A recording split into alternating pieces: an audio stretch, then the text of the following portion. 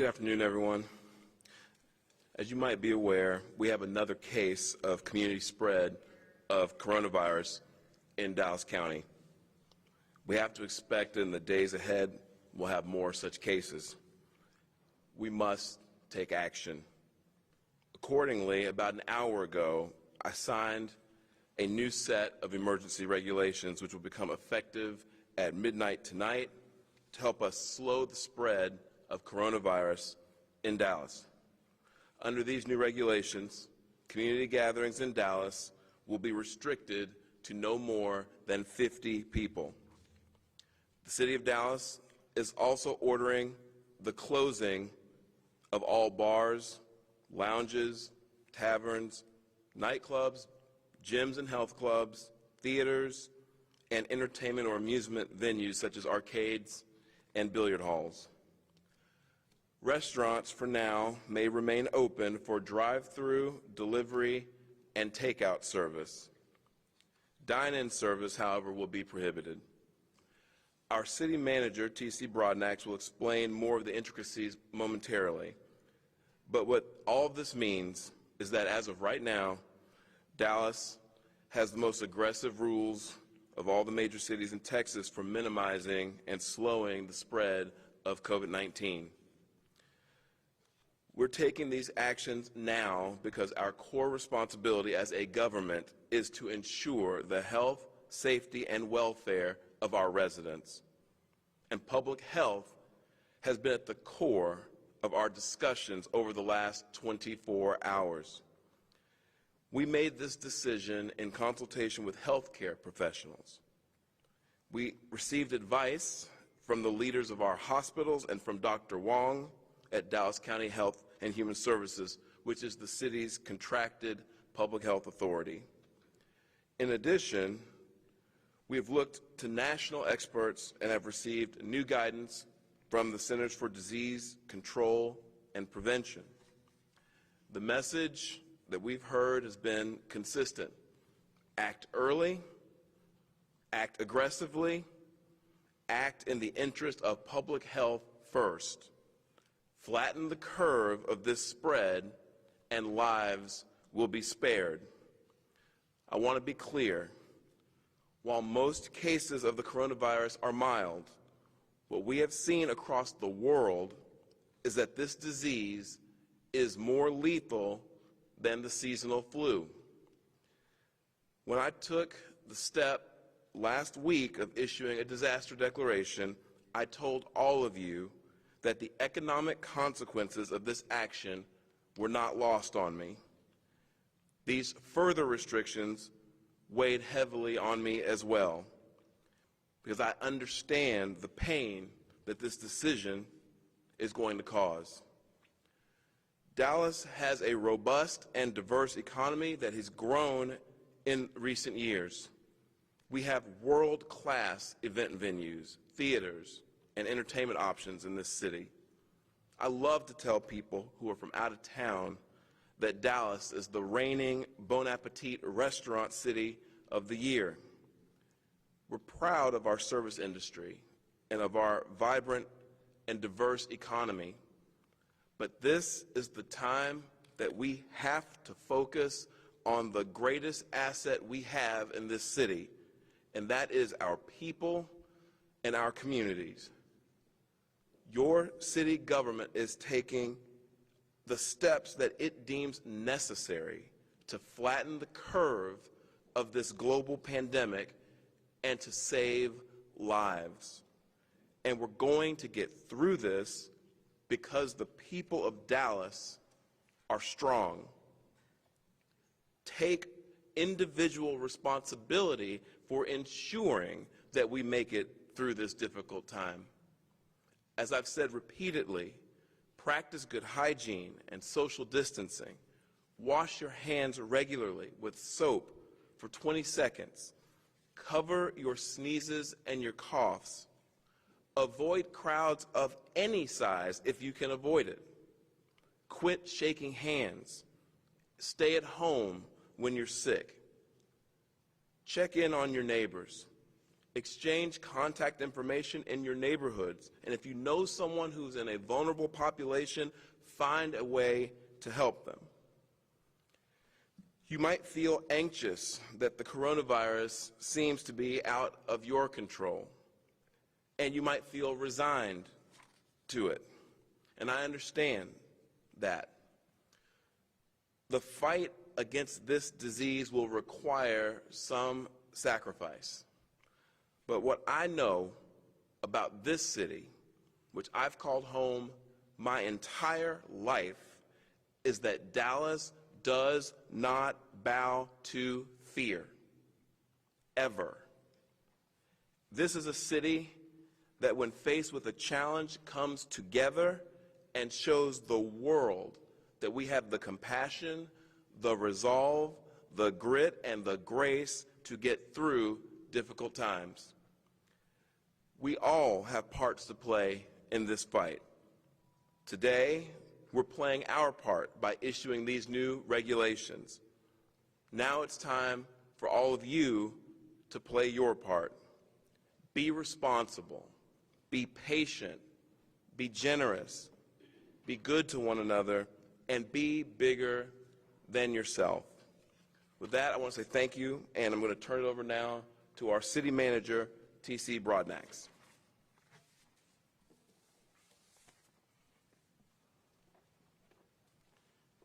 Thank you, Mayor, and thank you for your leadership as well as counsel during the developments of these new regulations. As the Mayor indicated, the actions that we are taking today are unprecedented but necessary during these difficult times. Our top priority is and always will be the health and welfare of the residents in the city of Dallas. In keeping with the current CDC guidelines, and to lessen the impact of the virus on our city and to save lives, effective, as the Mayor indicated, 11:59 p.m. this evening, the following new emergency regulations will take effect. First, public and/or private community gatherings of 50 or more people will be prohibited. Dine-in restaurant service will not be allowed. Restaurants, microbreweries, microdistilleries, or wineries may only provide takeout, delivery, or drive-in or drive-through service as it relates to them being able to provide customer service based on the law. Certain entertainment and amusement establishments must be closed. This includes bars, lounges, taverns, private clubs, gyms and health clubs, and commercial amusement and theaters. Dallas is a resilient city, and we have faced difficult times before. I am confident that we will get through these current challenges and will work to make sure and ensure that our citizens emerge stronger as well as be united. We will now take questions from the audience.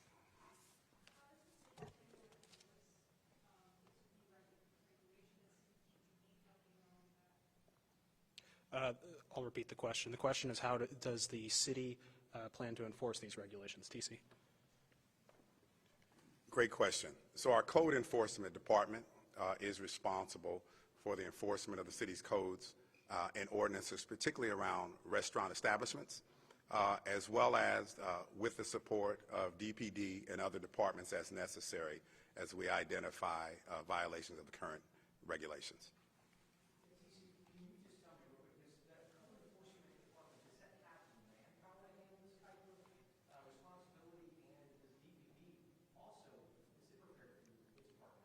So we're going to do, one, everything we can. We will be looking and discussing the reprioritization of certain types of activities of the various departments from DPD as well as code to heighten our focus, again, on the enforcement of these regulations at the expense of some of the more minor code enforcement related infractions and violations that go on throughout the city. Is there a number that residents can call to report said violation?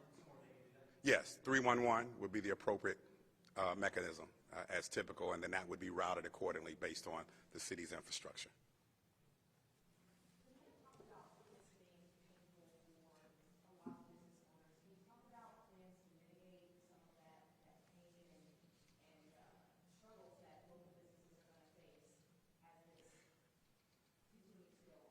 The question is, how does the city plan to help mitigate the effects on businesses, Mr. Mayor? So the city council is going to be meeting on Wednesday, and we're going to be discussing the extension of this disaster declaration. Pursuant to that discussion, I anticipate there will be the beginnings of our council's deliberations about the steps that need to be taken to mitigate the damage economically and otherwise from this. So we're hopeful that the federal government, state government, local government will all be working together to find all the ways possible to cushion the blow that we know is coming in terms of the closures we know will have an impact on our local economy. We don't want to mislead anybody about that. We want to be mindful of that, and we want to think every way we possibly can to preserve our local economy and our people's way of life.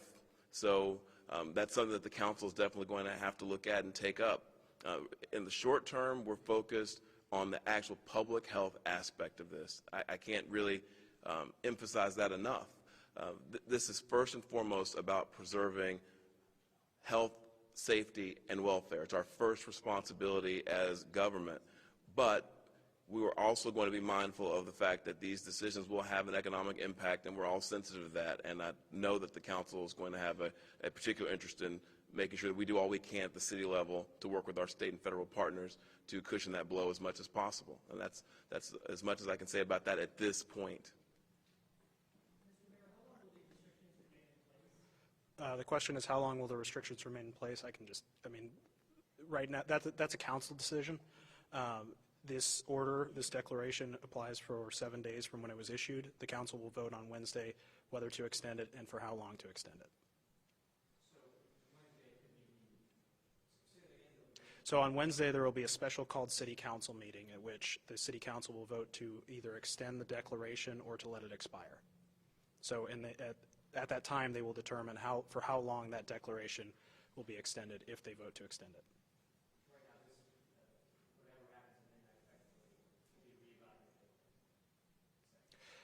The actual proclamation will be considered on Wednesday. By rule, the actual regulations that we're issuing now, it's an up or down vote on the proclamation itself, if that makes sense.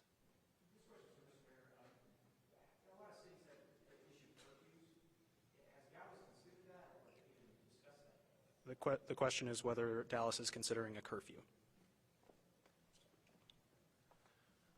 This pandemic response is fascinating because it is so rapidly changing. It's evolving not day by day, hour by hour learning process. And we are in constant communication, first and foremost, with health professionals, federal, state, county, our own city health professionals. So we're in a constant communication loop with all the health professionals, as well as any affected stakeholders for any of the decisions that we're making. What we are doing is looking around the country, looking around the world, and of course, in conjunction with our partners, evaluating all the tools, and at the appropriate time, if more restrictions are necessary of a different type, I think it's fair to say we're prepared to make the decisions at the city level that we have the power to make to protect our citizens and our residents and folks who are calling Dallas home. So we're prepared to do what it takes, but that is a constantly changing mix of tools and strategies. So can't say that that's something that we are actively looking at implementing right away, but we are not saying that any tool is not on the table, because we can't rule anything out at this point. We just have to be open-minded about what we can do and be ready to do it quickly.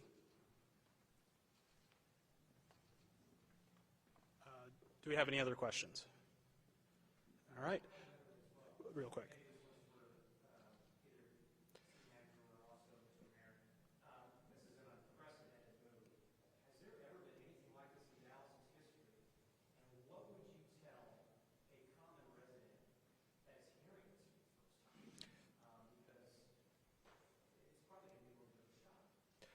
The question was whether that this is an unprecedented move, and Do we know of any instances where this has happened and what we tell people about that? Okay. Well, the part I can speak to is what I would tell a Dallas resident. I can't. We could always ask the city archivist. I'll actually do that. I'll ask the city archivist if we have any record of anything like this ever being done in the history of the city. I don't know. But here's what I do know. I know that anybody who resides in the city needs to know that this is a decision that kept me up all night. I lost a lot of sleep over this.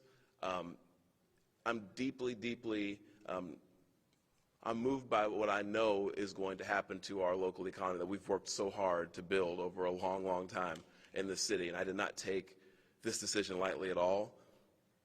We're only doing this because we genuinely believe it is going to potentially save lives, and certainly it's what is absolutely required to flatten the curve of this pandemic and do what we can to make sure that in the long run our city is left as well off as possible. So I would want every resident to know that there's not a single person up here that hasn't sat around this table here where we're making decisions and thought about the residents of this city first and foremost and come to the conclusion that this is the right course of action. So that's what I would want a resident of Dallas to know, that their health, safety, and welfare is the #1 priority of our city and our leaders here, and that's why this decision was made. And you know, it wasn't easy at all. In fact, it was gut-wrenching, actually.